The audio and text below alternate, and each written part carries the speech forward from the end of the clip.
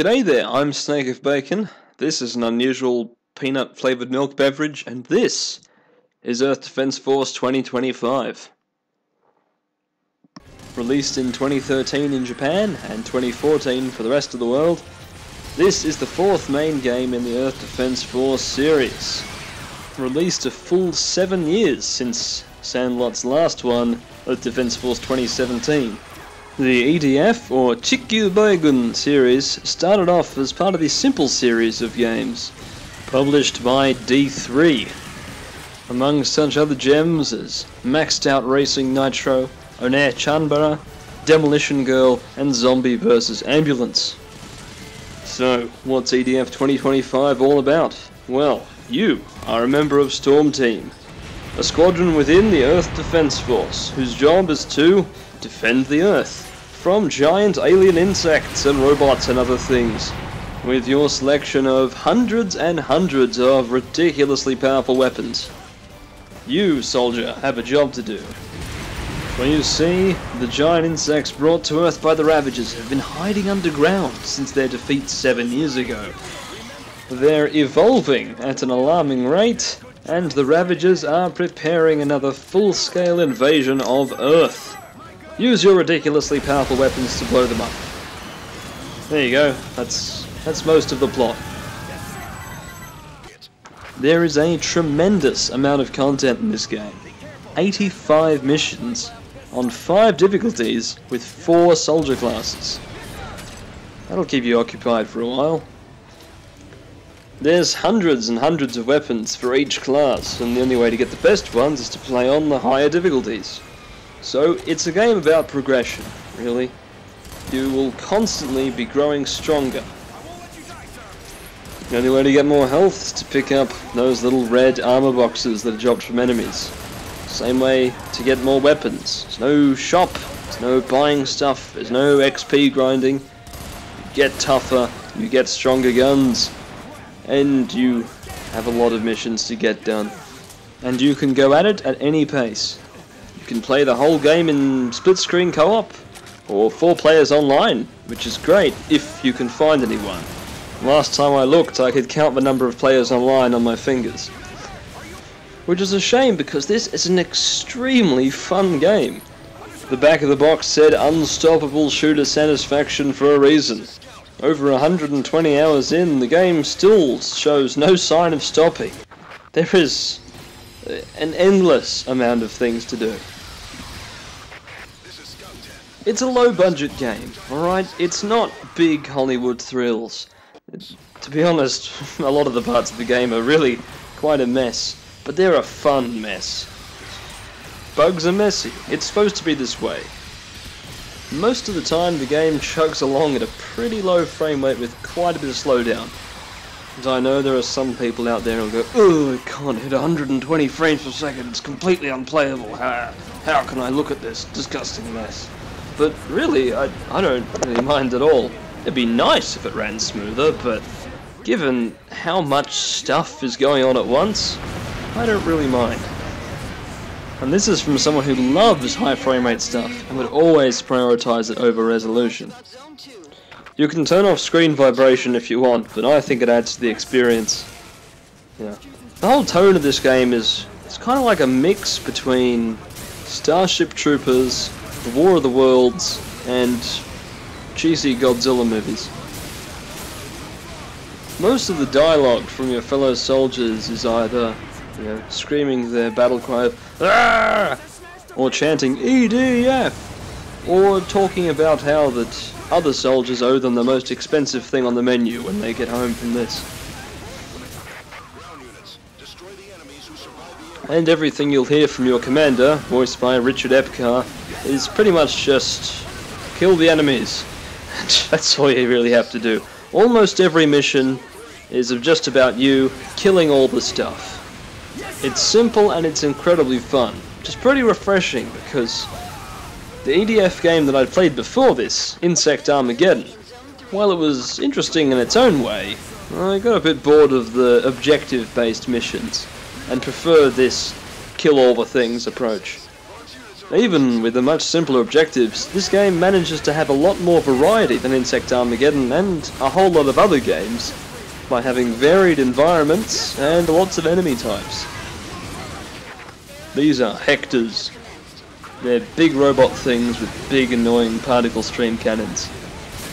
And I'm a wing diver, the dainty little laser fairy who flies around giving death to all, and picking up loot for other players. Because really, she's the only one who's mobile enough to get around these big maps fast. But she is fragile, and no amount of agility can save you from the broken web of Raytarius. Have I mentioned yet that every structure, vehicle, and everything in this game is fully destructible? That's why this game goes with Japan Break Industries so well.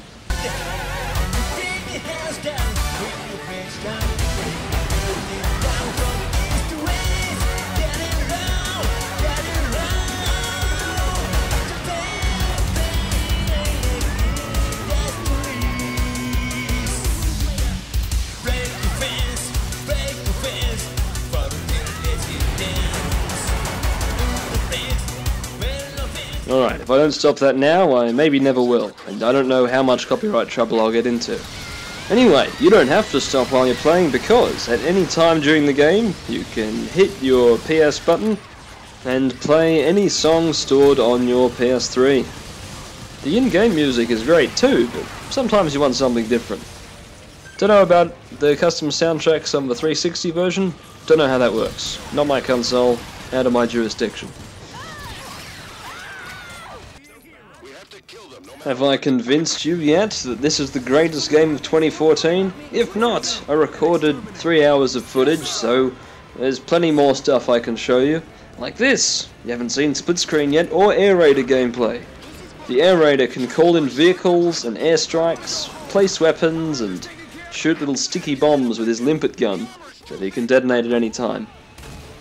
In combat alone, kinda useless. It's really dangerous to use the Air Raider solo, but in multiplayer, it adds a whole new layer of depth to things with vehicles. Vehicle controls are a bit of a mess sometimes. The tanks drive like tanks. It's pretty hard to get tank controls wrong, even Resident Evil knows that. The wheeled vehicles also drive a bit like tanks, except faster and suspiciously more buoyant than one would expect such a large vehicle to be. There are also helicopters. If you learn to fly a helicopter in Operation Flashpoint or MX vs ATV Unleashed, you might say, yeah, helicopters are pretty hard to fly, but these are a whole new level of hard to fly. I've also heard tales of a dangerously undrivable motorcycle with sidecar, but I have not found one yet. And holy mayonnaise, look at the size of this tank. You thought Panzer VIII Mouse was big. It wasn't. Well, it was big, but this is ridiculously big. So is its gun.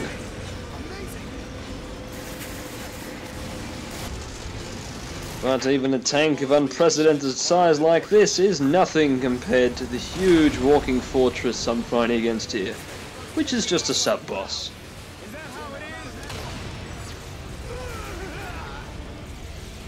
Load times for each mission are rather long, but once you're in you won't care, because you'll be killing things with the Fencer's amazing short-range, flame-breathing Gatling gun. The Fencer works very differently to the three other classes. The Fencer, being a man in power armor, has a lot of inertia, both in movement and aiming. It takes a while to change direction while walking, and as well as aiming. So really, playing as Fencer's kind of like playing as Robo Sapien.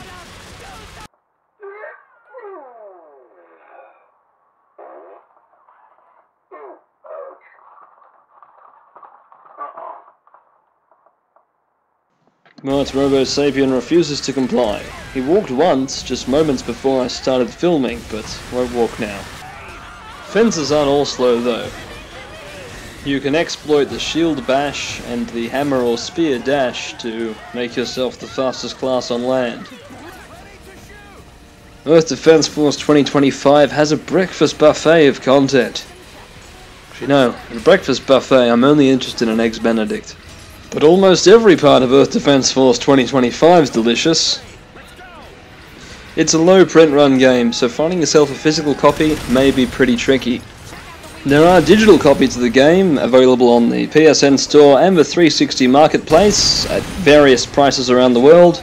The PS3 one, by memory, costs about $30 now, and the Xbox 360 one costs $90 in Australia, which doesn't make any sense at all, but okay.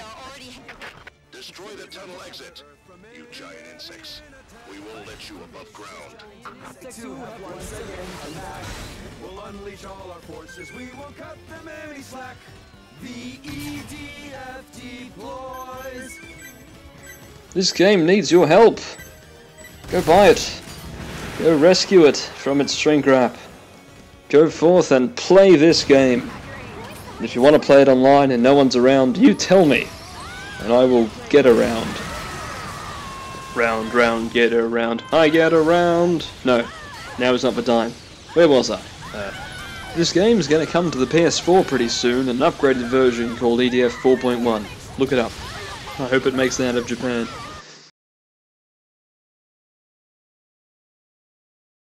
Orange!